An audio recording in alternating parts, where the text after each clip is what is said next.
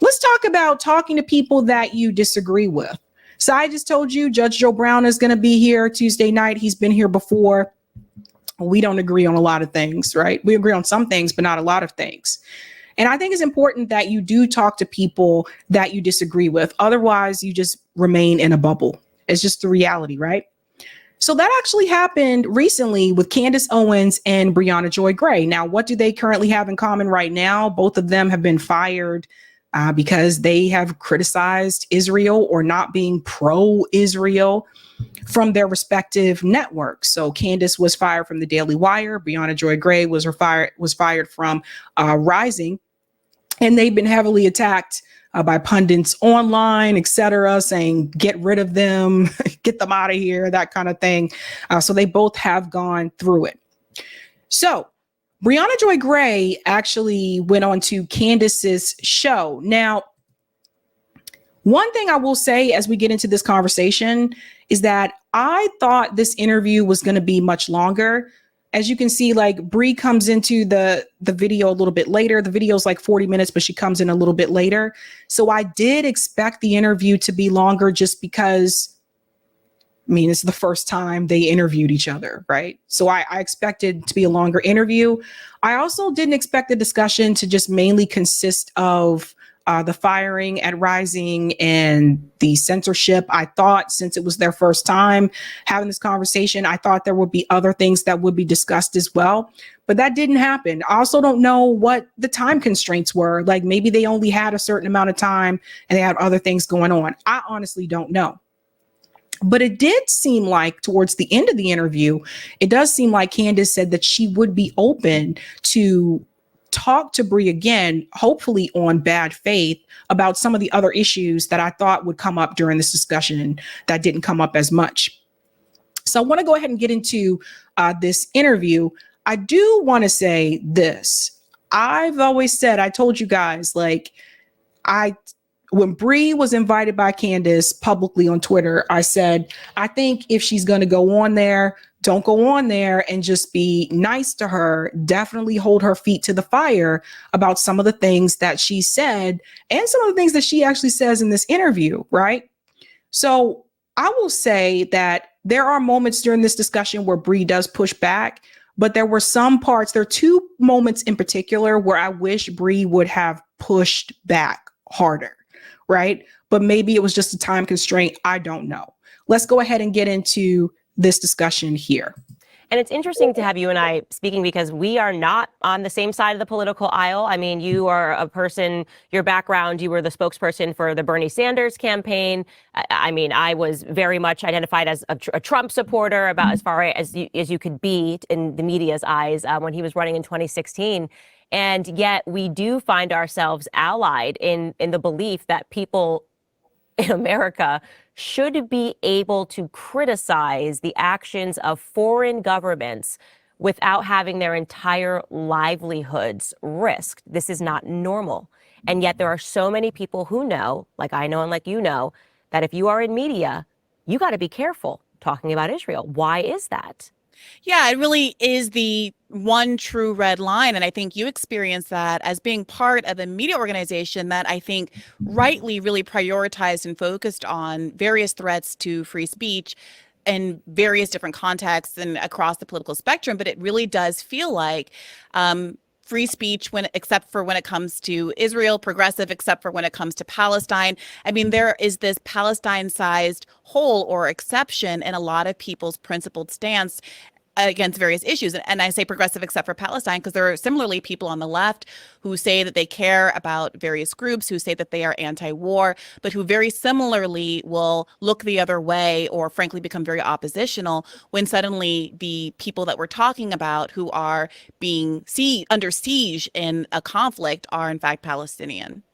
Yeah, and it's particularly interesting to see the way the media reports on these incidents, and I see it already in how they're speaking about your firing because they don't actually say what it is that you said that was controversial. I saw this when I left the Daily Wire. Andrew Klavan does this episode. He's like, she was saying things in a way, but he can't actually point to what I said because actually there was something that I said that was controversial unless you view a certain race to be just above critique, really is what it is. If you view a certain race to be above critique. And I found that when I was being lied upon by a man named Rabbi Barclay. I mean, he lied so badly about me that PJ Media wound up taking the article down after I interviewed him, because I was genuinely curious. Like, how could you say you're a rabbi, you're supposed to be a leader in your community, and you're publishing lies about things that I never said. And when he spoke to me, he was very honest. And I realized, okay, he's actually just a racial supremacist. He's telling me that he believes that, if Jewish blood is shed, it does in fact matter more. When it is Jewish history, it matters more. And I appreciated his honesty, and I could see why we were going to be on the wrong side of this issue, because I don't believe in racial supremacy, whether it's coming from BLM leaders talking about their list of demands for white people. I don't believe in racial supremacy if it's white people, and I certainly am not going to accept it if it's Jewish people. That's not something that anyone should accept. Well, let's pause there for just a second. The supremacy part, because what was interesting is that I always say that sometimes you can advocate for something or you can be against something, right?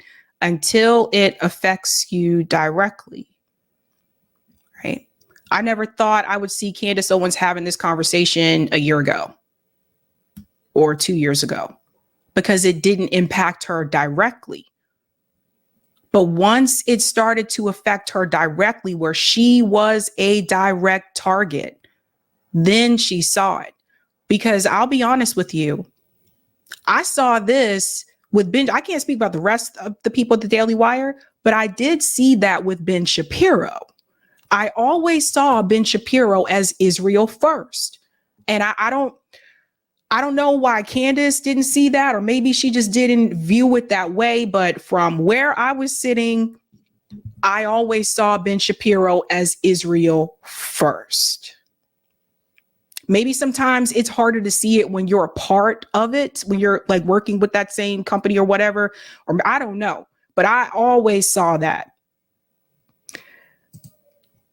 Listen to this. It'll come as no surprise to you, Candace, that I feel differently about when we can get more specific about your qualms with BLM, but with respect to Israel, I do think that what has become increasingly clear to people is that the ideology that sort of justifies a Jewish state created in the middle of an Arab land really requires a commitment to basically expelling, ethnically cleansing, and even committing what has been described by the ICJ as a plausible genocide against a population so that there can be a Jewish majority. And I know that's a sort of uncomfortable fact, but it's one that I think many people are coming to when you start to question why it is that Israel has made the choice to treat 5 million people who are in constructively occupied territory in both the West Bank and Gaza as second-class citizens for years and years, not to mention the 20% of Israel's population who are subject to about 60 different laws that discriminate against them in terms of housing, employment, and in other kinds of arenas. And pause here for just a second, because there's something else I want to bring up too. Yeah. Be Easy says, what power did BLM have to enact a supremacist agenda? Right. So another thing I want to mention when Candace did say BLM is that there's a difference between BLM, the organization, and BLM, the grassroots. And I think sometimes people conflate the two. So BLM, the grassroots, were the actual activists on the ground.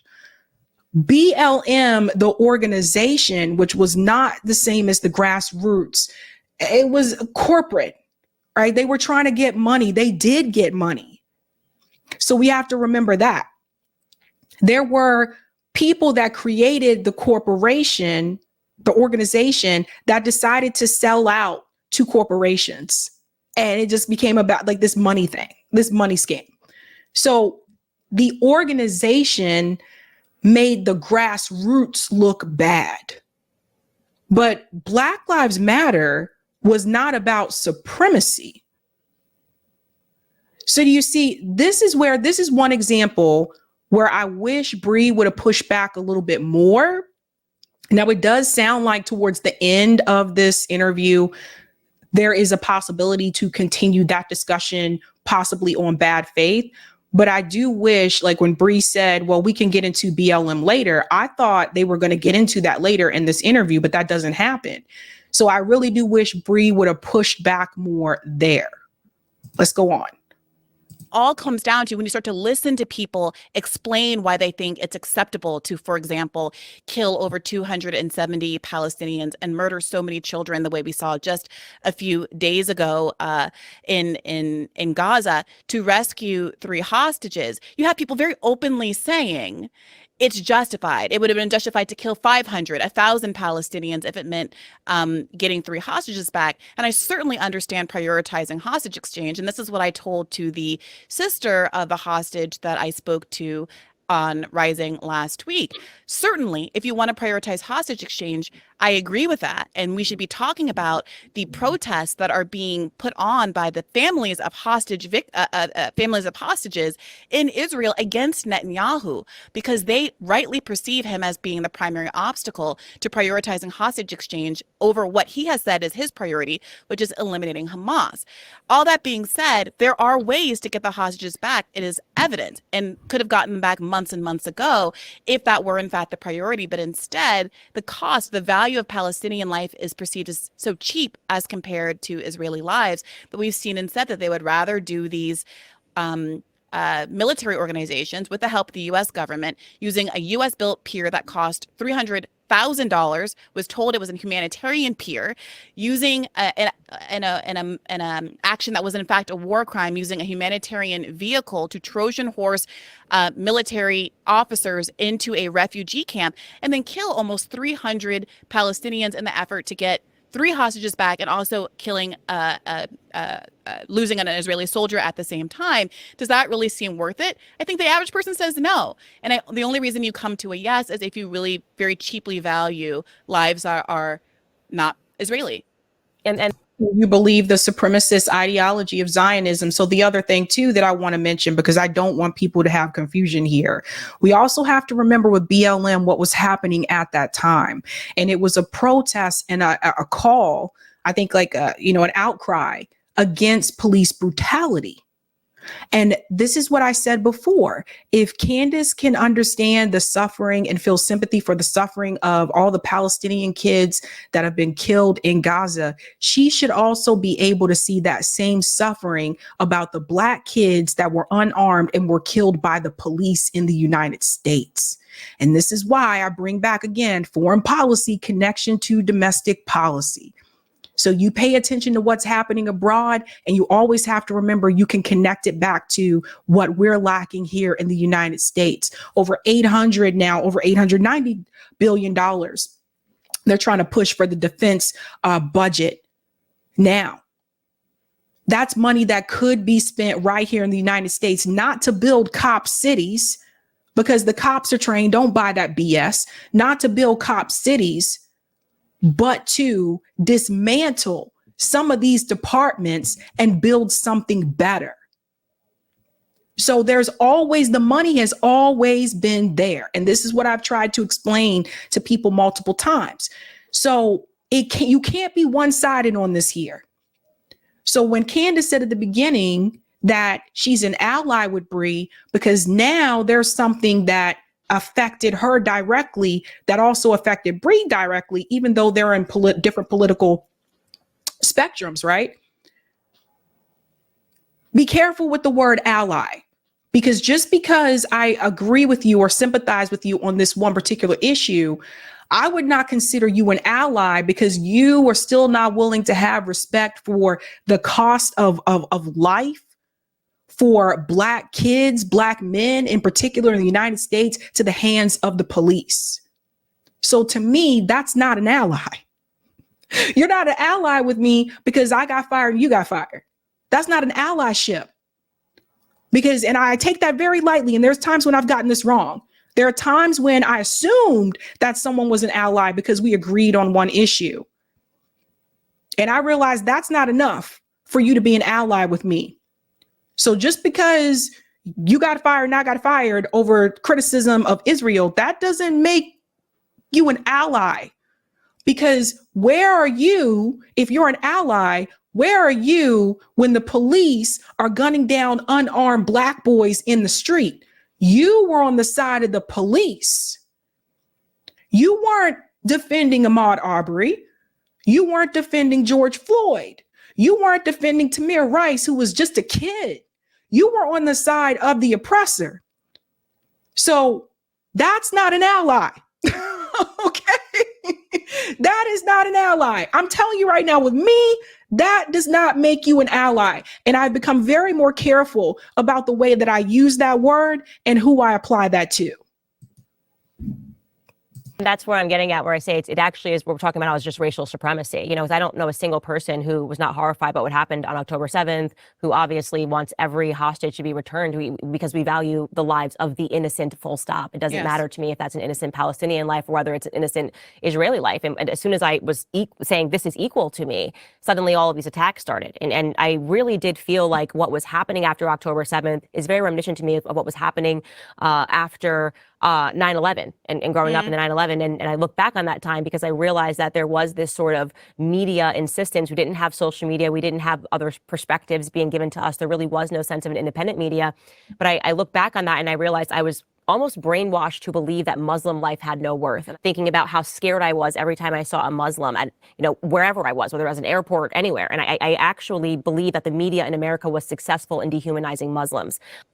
Let me pause here for a second. So she's right about that. She has a point here. For those of you that were alive after September 11, you might remember this. Some of you may be too young to remember, but there was a lot of, that's why I said, like after October 7th, I said, here we go again with the dehumanization of Muslim people. After October 7th, there was a lot of it. September 11th, there was a lot of it. And from people that you would not expect it to be from, to be honest. A lot of people, a lot of Americans in this country bought into the fact that this idea that all Muslim people were terrorists. Some of you, again, I think are a little too young to, you might not remember that, but I definitely remember it. There's one person I know of in particular that they changed their last name because they did not want to appear to be as Muslim as they are. They changed their last name so people would not, think that they are Arabic. That's how bad it was for some people. So it's good that Candace came around on that issue. I'm not a little girl anymore. Okay. I'm an adult. I am a woman. I'm a mother, which is the most important thing. And I just remember after October 7th, I was very due to give birth, looking on Twitter and seeing these children. These children happen to have the same complexion as my daughter because I have a mixed child, being blown up, and then having people tell me that I shouldn't care about that. And I said to myself, okay, I totally understand people wanting to have their hostages returned. I can totally understand people wanting to make sure that their family is safe. But what I cannot understand is how you think you are a good person when you devalue the life of a child. You are a monster. I don't care who you are. I don't care if you're an American commentator. I don't care if you're a rich billionaire. I don't care if you're the average person on the street. When you applaud one hostage being returned, and yet thousands of people who are similarly innocent were killed in the process, and you go, oh, well, too bad, you become a monster. And I know that there are so many people who agree with me in media who are scared to say that because they are fearful of having their jobs. They're fearful of losing their jobs, rather. So can you speak to exactly how you found out you were being terminated and on what grounds you were terminated? Yeah, So let me pause here for just a second to chime on something that Candace said about when she looks at the Palestinian kids, she's reminded of her children because her children have the same complexion. They're the same complexion of her children, she said, right?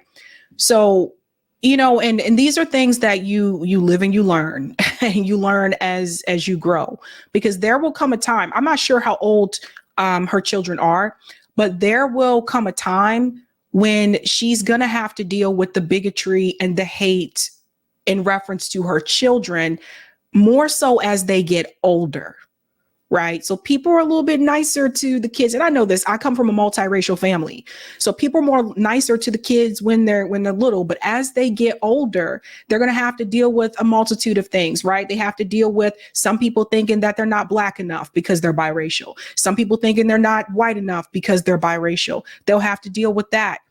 I don't know if she has sons, but police will look at her sons the same way they look at a Black boy that is 100% African American. They're going to look at them the same way as they get older. Than the issues with dating and things like that. This is not me to discourage. I'm not here trying to discourage people from interracial dating. I'm in an interracial relationship. I'm not here to discourage people from having children. But what I am here to say is this is just the beginning.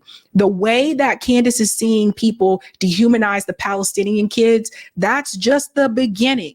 As her children get older, she will see this become more blatant and more obvious the older the kids get, particularly when they get past the age of 12, especially for the boys, because this is when, again, people don't see them as a little boy anymore. The email that I posted to Twitter is the entire record of contact that I've had with the Hill. So I usually worked Monday through Thursdays. We had just shifted through a Monday to Wednesday schedule at my insistence, in part because of how hostile the environment had become, not just on air with my co-host, who I'm, obviously the point of the show is for us to debate and we have a good working relationship off screen, but with the staff behind the scenes, new producers that had been hired who ostensibly were there to exert some broader editorial guidance over the show, but seemed to focus very specifically on minimizing the extent to which we could cover the Israel-Palestine conflict. There were a number of indicators for months now that they were unhappy with the tenor of the show. Obviously, my co-host Robbie was there to push back. I don't know if they found his pushback to be inadequate, but they kept wanting to have specific kinds of guests on the show, which I, of course, was open to. I have never turned down a guest for ideological reasons. I cannot say the same for guests that were aligned with my ideological perspective and my co-host, I have to say. But this is something I can verify. I can verify part of that. There was one time when I went on to Rising, because those episodes are recorded. So there was one time when I went on there, and I remember Robbie said, before we started recording, Robbie said, "Congratulations, you made the cut." And I was like, what? And I remember apparently it had been made clear that the producers had decided that there were certain people that they didn't want to bring back onto the show. Now, I don't know which producer in particular made that decision. I don't know, but it was said to me that congratulations, you're one of the people that they still want to bring back onto the show. I can also tell you that over the year or so, it has been about a year and a half, over the year and a half and so, since going on Rising, I have noticed that over time, the emails started to come from different people. So in the beginning, there was one producer that was reaching out. Then I noticed the producer would change, and then it would be another name and then a different name. So it seemed like there was a lot of turnover that was happening with the producers. I think Bree can speak more to that than I can, but just based on the email communication, I did notice that it seemed like there was turnover happening among the producers. So that's interesting. I noticed that when they were trying to find guests that presented a pro-Israel point of view, unlike the kind of guests that I seek to bring on who have some kind of issue area expertise, let's say because they're a journalist, or let's say because they're a professor, or let's say because they're a politician, an elected official, they would bring on people who seemed to just be internet actors who would come on, and instead of taking questions from Robbie and I in a professional kind of interview style of format, would very quickly try to personalize the issue and want to have an argument with me about whatever tweet that they had last seen of mine that they didn't like, which obviously puts me in a really tough position as a host who wants to be gracious and sort of moderate and not get into a back and forth with the guest. But the guests started increasingly coming on with this kind of ideology. So there were indicators like that. I got a message from on high that we were not allowed to interview Norm Finkelstein. I know you sat down with him for a really terrific interview that I watched and I thought was really well done.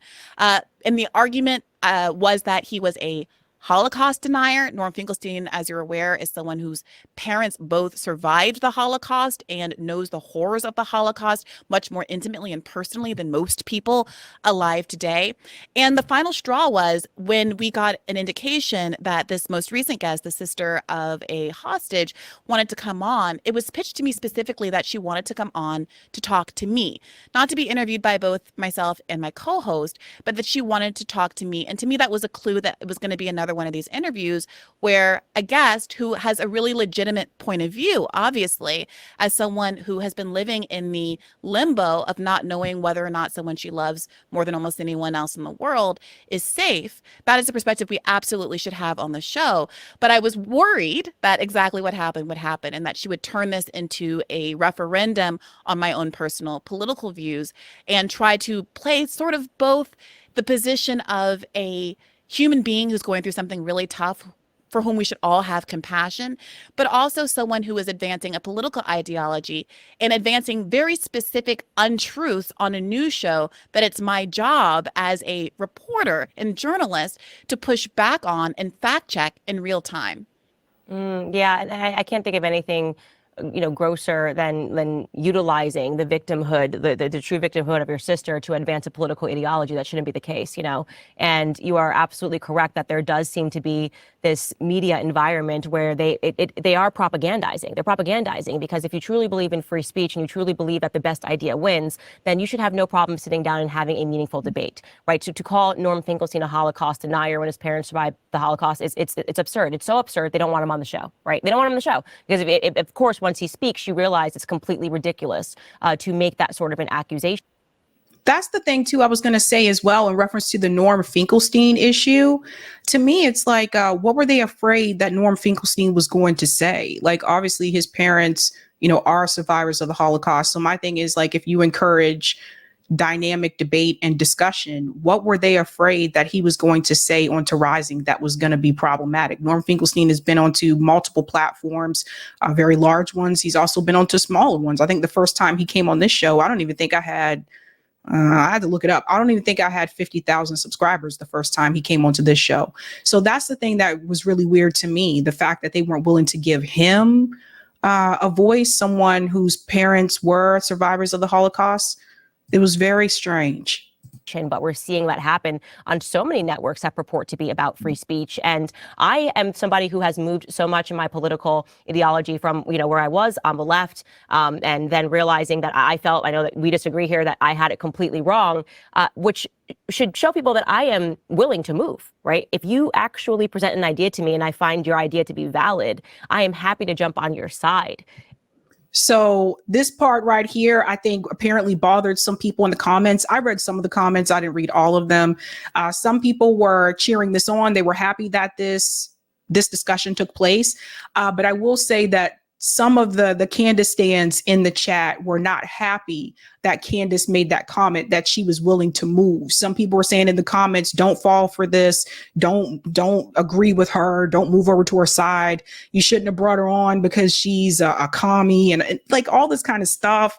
It was also kind of weird. Some people put comments in the chat where they said that like, Bri got fired because she was unprofessional. Your firing is different. And I'm like, they literally both were fired because they were criticizing Israel. So there were some people that just made this a political partisan, ploy.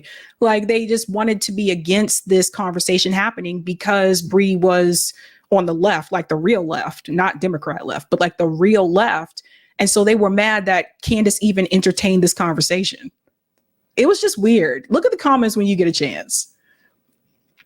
And yet you see on this one issue, the loudest, most platformed pro-Israel voices don't want to debate. They don't want to debate. I've reached out. I've tried to have people on for a debate. They don't want to debate. And the only people that don't want to debate their ideas while they're sitting and they're talking down to you and they're telling you that they're right and you're wrong and you're an anti-Semite are the people that are lying. That's my view. You're a liar, okay? Because I'm Candace. I don't have all of the degrees that the rest of these people have who think that they're so smart and they're so brilliant. Wouldn't you just think that you would slam me in a debate? I'm so dumb and you're so smart and you're so wise and you just need to teach us things.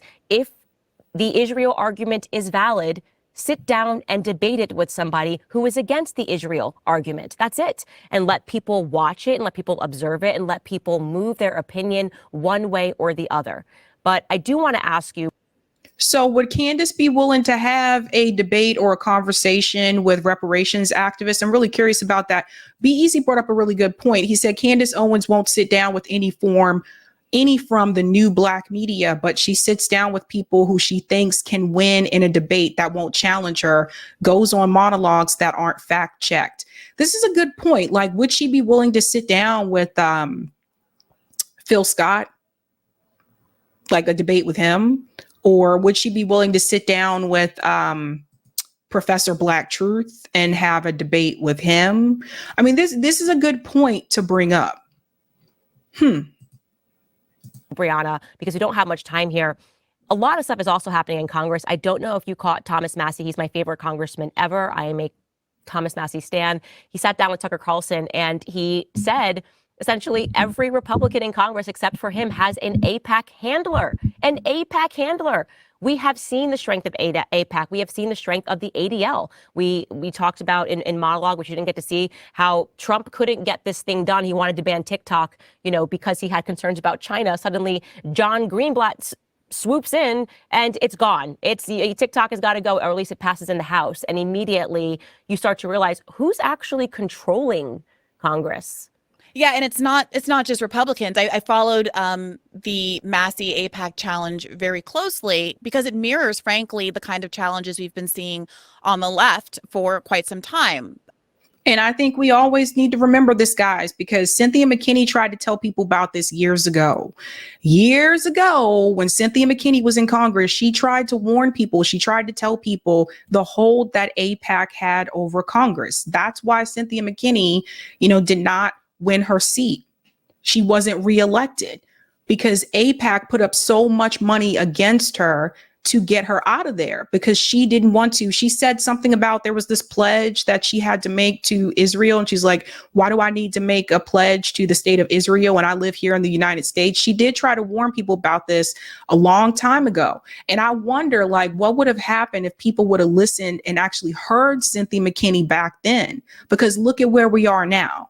A lot of people are giving credit to Thomas Massie. That's cool because he had the interview with Tucker Carlson and he pointed this out. But Cynthia McKinney said this a long time ago.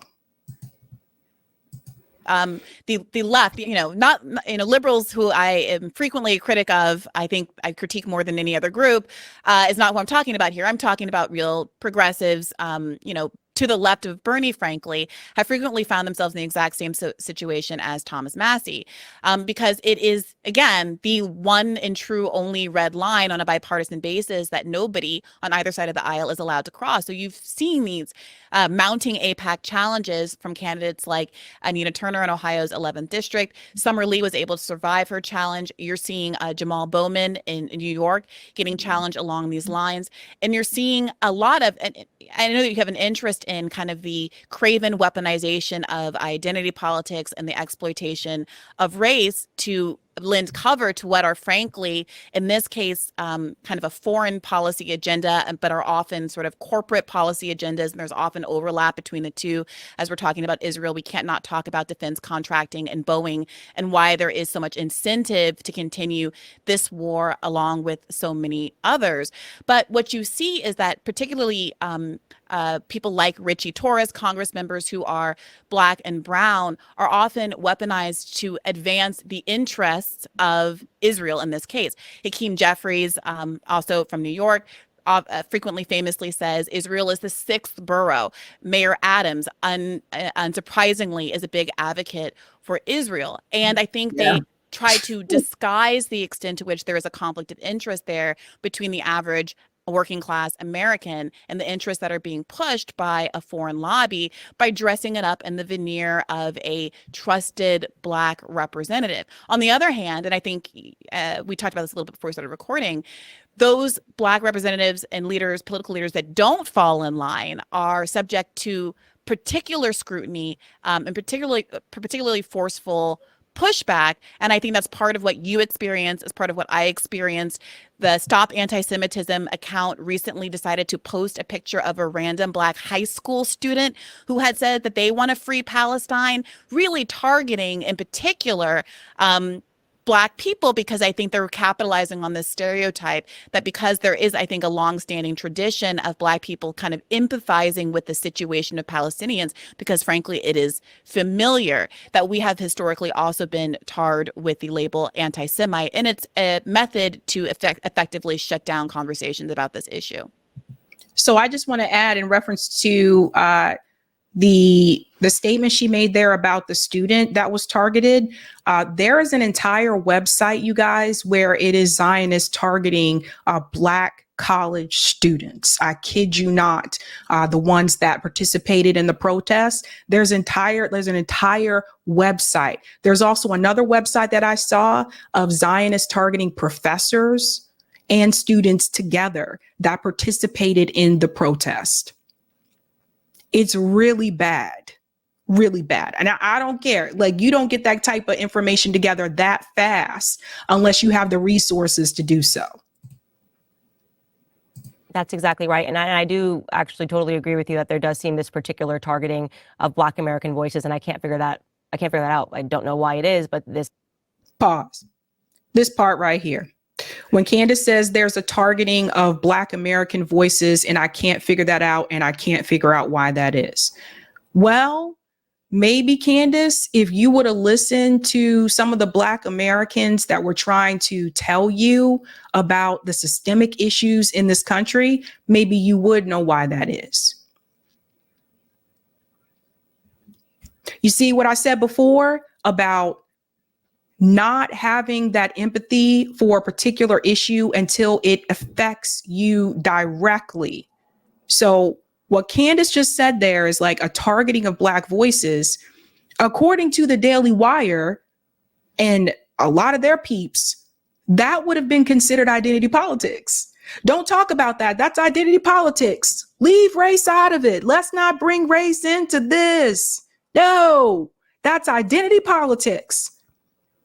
And it was fine and dandy for Candace and the Daily Wire peeps to say that, because they were not directly affected at that point in time. Now Candace has been singled out. She has been directly affected. And she sees that all of a sudden it was totally fine to promote Israel. It was totally fine for Ben Shapiro and the rest of the dudes over there at the Daily Wire. It was totally fine for them to say you have to be pro-Israel first. That's identity politics. Everyone pay attention to what's happening. So it was never about, don't talk about identity politics. It was about, they wanted you to talk about certain identities, because Ben Shapiro and the Daily Wire are totally fine with you promoting Zionism, promoting Israel first. That is an identity. Sorry, but it's a fact. They just didn't want you promoting your identity. Can we say it louder for the people in the back? Candace Owens and the dudes over at the Daily Wire did not want you promoting the Black identity. That's what that was about. You're totally fine to promote Israeli identity. And where would we be had this not happened to Candace? Had she not been fired from the Daily Wire, she would still be at the Daily Wire. She would still be there. Would this conversation have taken place with Candace and Bree if she wasn't fired from the Daily Wire? Would Candace Owens have brought Briahna Joy Gray onto her show at the Daily Wire if Bree still got fired, but Candace didn't?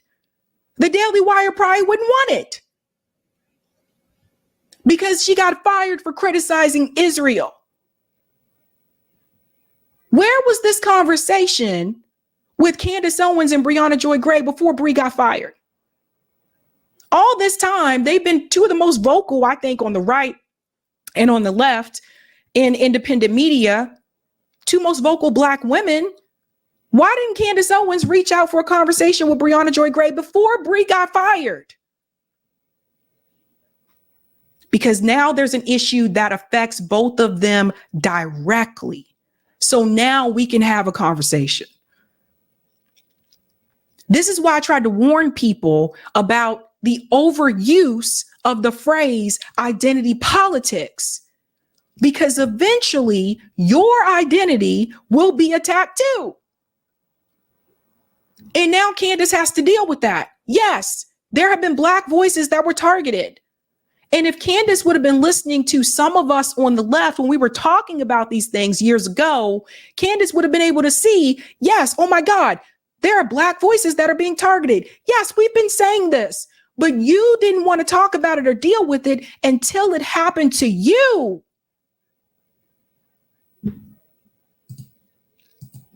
You're labeled anti-Semite from Michael Jackson, me, and I'm going, what are you talking about? There's literally no record of this. I've worked for Jewish companies my entire life. How did I just become a raging anti-Semite? Simply because I have questions about what is happening to these innocent Palestinian children and why we are treating them like their lives don't matter.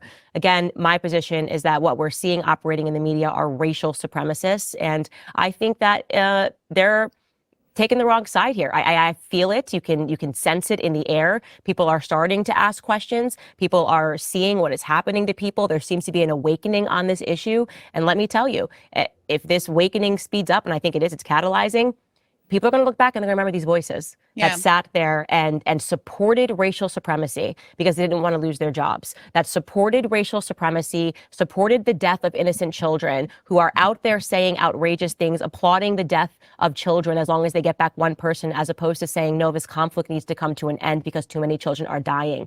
I have no regrets in what I've said. I have no regrets in the way that I've been treated in the media, because at the end of the day, my relationship doesn't matter with the boss. It matters with God.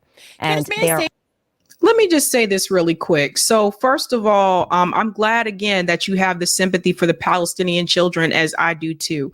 But my question is, why don't you have that sympathy for Black children, right? Why is it when something happens with the Black kids, it's always you take the side of the other party, right? Because that worked for the Daily Wire. They were totally fine with Candace doing that. What do you think she was hired for? What do you think she was hired to do?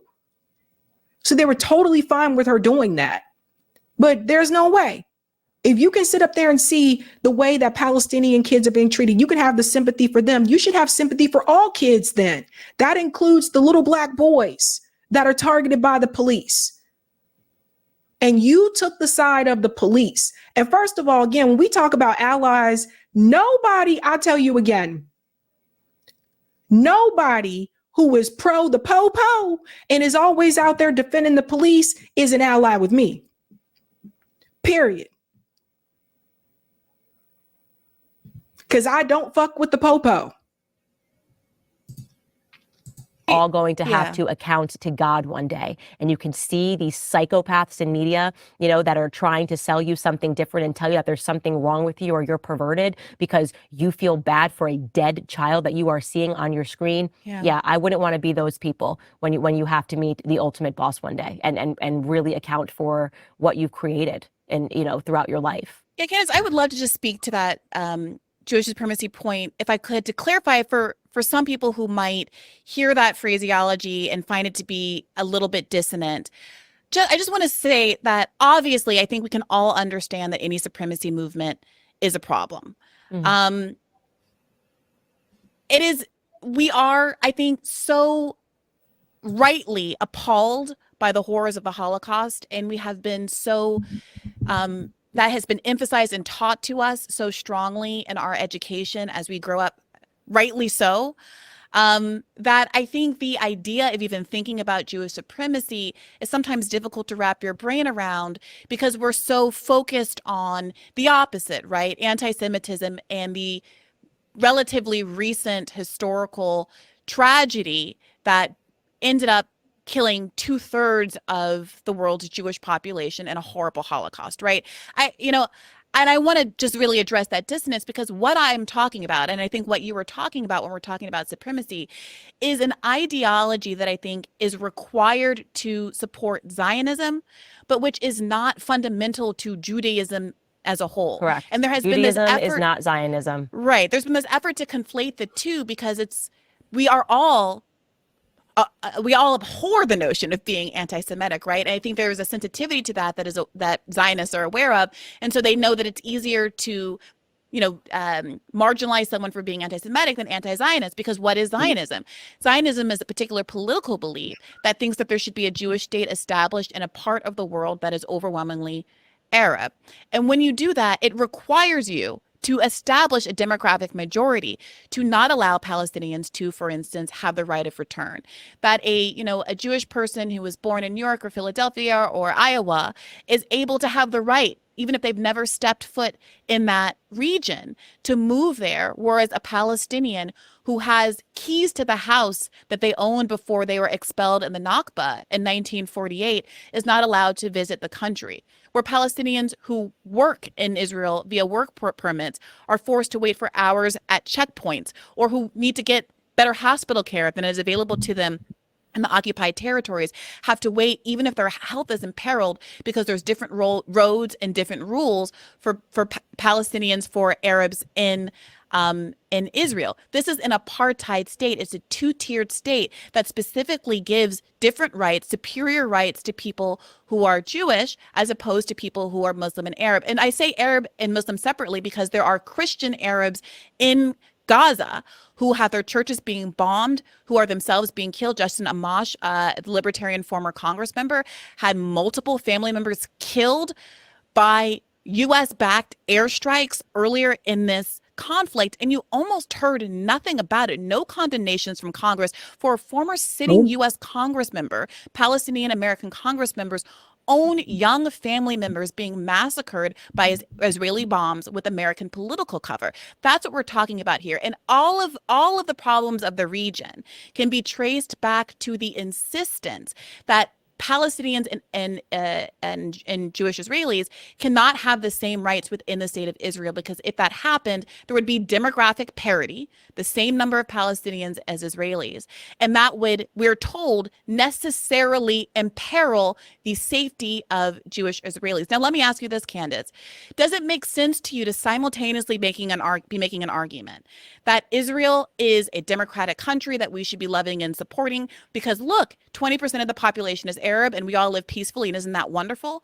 But also to be making the argument that we can't have any more Palestinians because they're inherently violent, they're inherently regressive, they will ruin our society if they come into the country. Well, that's what I'm speaking to when I talk. And let me just say something here too. It is very much insulting to the Palestinian people, the fact that a Jewish person that is American born and grew up in the United States can just basically take over the keys to their house, that they can move to the West Bank and take over the keys to their house. It is one of the most violent forms of gentrification, where they come in, and I've seen videos of them bulldozing their house, being squatters, sitting outside their house and just waiting for them to leave to go to work so then they can occupy it.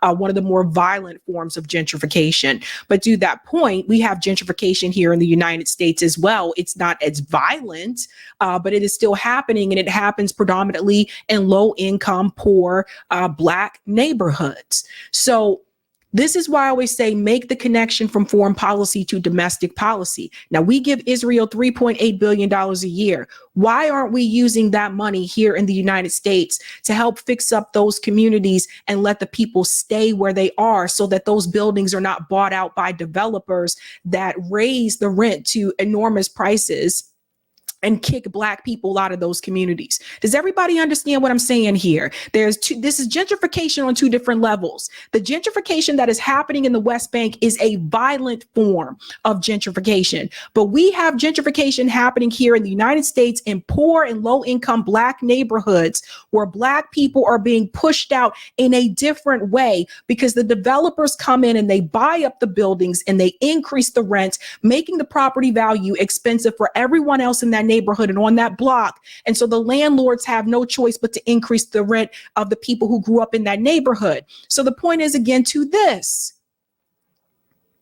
because if you can understand that, if you can see that this is what is taking place in the West Bank, and you said this isn't right, what's happening to the Palestinian people, but I see that you're silent about that gentrification happening here to Black people in the United States. Again, it's not a violent form, but it happens. Why are you silent? Why are you silent when it happens to us? And part of this could be an audience thing. Because again, like sometimes like you have garnered a certain audience. I went through audience shift. I went through this. Candace has garnered a certain audience. So there's only so much that she's going to be willing to say so that she doesn't lose a significant portion of that base, right? Like Candace ain't gonna flip tomorrow and say, okay, I'm progressive. Okay, let's just be real. So there are going to be things that are said that is going to upset a particular segment of that audience. Not all of them, but a particular segment of it. You have to make the connection between foreign policy and domestic issues here in the United States. And I think part of what I was hoping to get from this discussion, I was hoping to hear that connection. And I feel like the only time I hear that connection is when Candace brings up the fact that her dad was a sharecropper. Hold on, that might be coming up here. Hold on. About this dehumanization of Palestinians that's happening right now in the media. It's disgusting. And like I said, I would say I'm agnostic on the issue. I want to learn more, which is why I'm trying to have a debate with somebody who is, radically pro-Zionist. I don't have an issue with the fact that you're radically pro-Zionist. What I have an issue with is that you speak down to people as if you are a superior and you won't debate your ideas, right? I have an issue with the fact that you're speaking about, the Arab population, who, by the way, are Semitic. You're talking about anti-Semitism and these are Semitic people. You're speaking about them in this way that makes me uncomfortable. My grandfather grew up in a segregated South. I'm not comfortable with the way you're speaking about them. And when you try to shut down my conversation and you speak to me in that same way, you are acting like a racial supremacist. Now, she brings up that her grandfather was a sharecropper in the segregated South. That's the case for a lot of us, or most of us that are descendants of slavery, right? So here's the problem. And this is where I wish Bree would have pushed back right here. Now, all of a sudden, it's okay to talk about this. Now, all of a sudden, it's okay for Candace to talk about the fact that her grandfather or grandfather was a sharecropper in the segregated South. But just a couple years ago, her camp was like, that's identity politics. Yeah, this is identity politics, right? So why is it okay to talk about? Now it's okay. Now it's okay to talk about the racism. Now it's okay for Candace to talk about that. So my whole thing is here where I wish like Bree would have pushed back right at this particular moment. Is that what you just said, Candace, is what Black people have been saying for years. We've been saying for years that we are spoken down to in a certain way by white people. We've been saying for years that we have systemic racism in this country, which you said racism isn't really even a thing anymore. We've been saying these things. So it took October 7th to happen for Candace to see, whoa, there's supremacy out there and they're really talking down to these Palestinian people a certain way and they're, demonizing them. But we've been saying that. Black people have been saying this. And when we said it, Candace Owens said, no, we don't need to focus on those things. She said, I want Black people to be better and do better. All of the other things that were happening, it was just all in our head, or we were poisoned by liberals. I'm not even a liberal. So this is a problem. This is a problem. And I was hoping Bree would push back here. Black Lives Matter, which she criticized, like I said, the organization itself, there's lots of criticism to be made about the organization, but the grassroots efforts on the ground where the people were the hardcore activists, some of those people gave their lives to that cause. Some of the people that you never hear about anymore that were protesting, whether it was Ferguson, etc., some of those people are gone.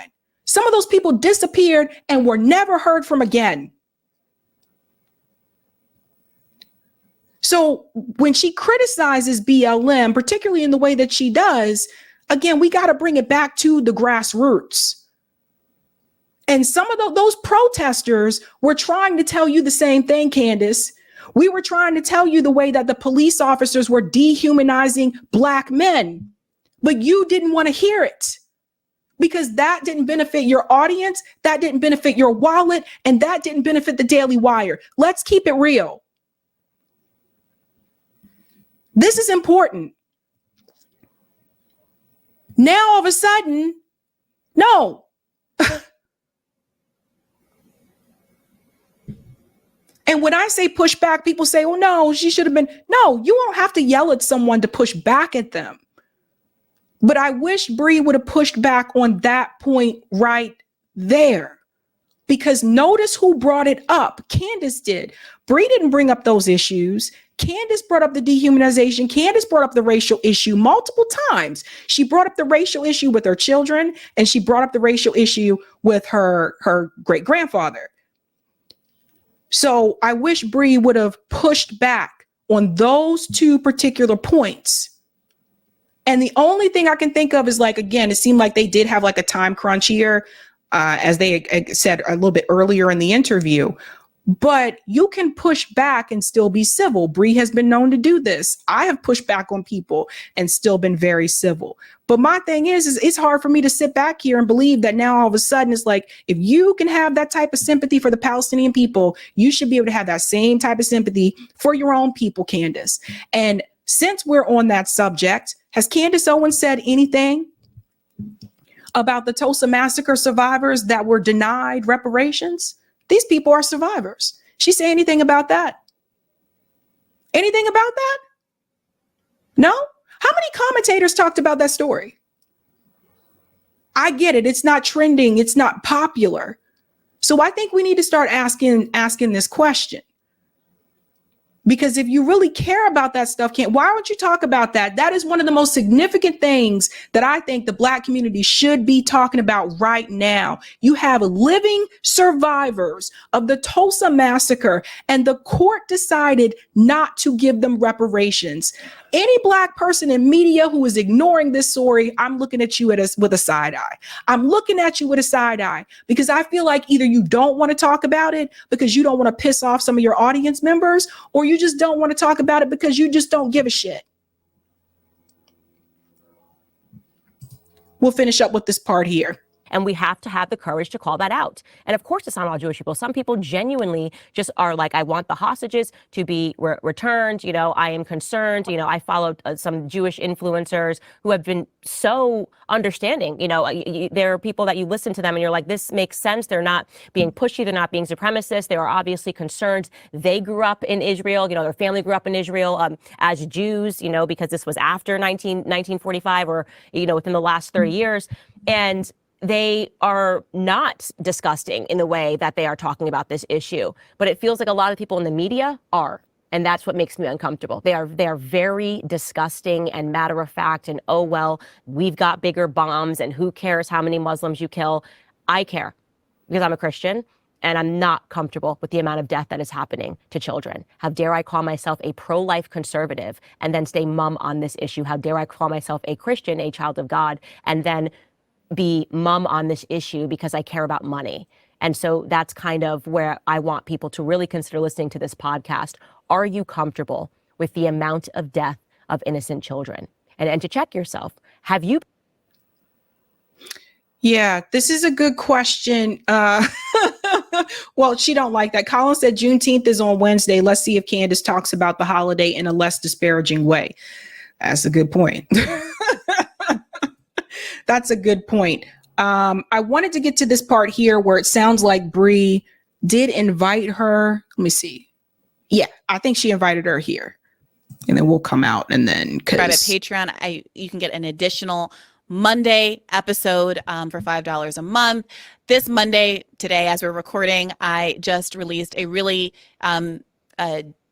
thorough deep dive into the months-long effort to oust me at the Hill, and actually, frankly, get into some issues around transgender issues in politics as well in that episode. And I want to extend the invitation, Candace, to you also. I know that we disagree about a lot of things, but I have been impressed by your willingness to have open debate and conversation and be receptive to different points of view. I've seen it in the context of Israel, and I would love to continue this conversation on a number of other issues if you ever have the time. I know you're a very busy woman. Absolutely, we should debate BLM. I mean, everything. This is the beauty. Let's debate it. Somebody's right, somebody's wrong, and let the public, trust the public to decide. Don't propagandize them. Allow them to listen to both of the debates and to decide what they agree with.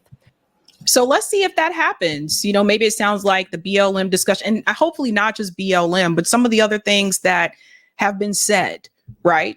But hopefully that discussion will happen. It sounds like, Bree did invite her to have that discussion on bad faith. So that should be pretty cool if that conversation takes place. And I hope Bree takes her to task. But I will say on those two particular points where I did pause and told you, I think I paused. Yeah. The two particular spots where I paused and I said, I wish Bree would have pushed back more here. Yeah, I wish that would have happened. Because like I said before, if you're going to go on to Candace's show, and I sent out this warning, if you're going to go onto her show, I would not have been as nice to Candace. I would not have been as nice. I wouldn't have been yelling, but I wouldn't have been as nice to Candace, because it can give some people the impression that, okay, what's happening here? That is not to say you can't have conversations with people you disagree with. You absolutely can. I've had conversations with people I disagree with on this show. And some of those conversations have been heated discussions, have been very heated discussions. But I will say, I think that there needs to be more pushback on Candace. Like, I'm sorry. It sucks that what they did to her was wrong. The firing was wrong. I don't agree with any of that. I don't agree with the censorship. I don't agree with that happening with Bree either. But Candace Owens needs to be pushed back on more. And I have no problem telling Candace that myself, which is why she won't be on this show. So keep that in mind. Keep that in mind. Pay attention to who goes where, when, how, and why. Because I'll be the first to tell you, if it were me, if she had reached out, I would have never hid that from you guys. And if she had reached out, she probably would have been on here, but it would have not been a nice conversation. Just keeping it real. Truth Bearer says Candace Owens knows you would hold her accountable. Exactly. Exactly. No. Sabby is not feeling any of that. But I'm glad the conversation took place. Some people said this broke the internet, that kind of thing. But I think in the future, you definitely should be pushing back more on Candace. 11 Drug Beanie says it was very strange when she said her kids are going to look like Palestinians. That's why she cares. So that means she don't care about dark skin. That was a good point too. Again, I don't know, man. Couldn't have been me. Thank you, Miss Winnie. Candace hated Trump in 2016. Read her 180 blog where she wrote nasty things about Donald Trump. Everyone knows Ben is Israel first. She wanted out of her contract. And thank you for saying that, Miss Winnie. Yes, I thought so, because I knew Ben was Israel first. New York 4. So this is the same Candace that was saying there is no racism and blaming Ahmaud Arbery and George Floyd for their own deaths. Oh no, man. Abel says I'm biracial / black, and Sabby is speaking nothing but facts. Hey, I know, man, because like I said, I have a multiracial family, so I know. Thank you. Miss Winnie says Candace is using this Gaza issue to advance her career. There could be some of that too. Notori, good point, Sab. Candace's children are cute now, but when she is going to be forced to see it is when her children hit 12. Exactly. That's when people will start to treat, that's when you'll see the real racists come out. Thank you, Jacoby. So Professor Black Truth, Jason Black, Tariq Nasheed, Kid Gravity, Beyond Tyrann Reigns, Phil Scott. They're not going to want to talk to her after things that she said about Black people over the years. She's a grifter. There you go. JB says, question, would Candace care as much about Palestinians if they were Black? Black Palestinians do exist. Yeah, they do. Thank you, Colin. My father recently told me you have to take care of your own community first. Candace has only cared about herself. She doesn't care about the Black community and the struggles we deal with. Here you go. What's this, Miss Sugar Snap? I agree, Sabby. Push back on Candace. When you do push back on her, she starts talking fast and doesn't let you get a word in. Yeah, I just think, I don't know, man. I think some people are just doing the most. I think some people are just doing the most. And I just don't understand why anyone, like I would never call Candace Owens an ally. And I don't understand why anyone particularly in the Black community, but also in the left Black community would trust Candace. I would not trust her. And I would tell her that I don't trust you.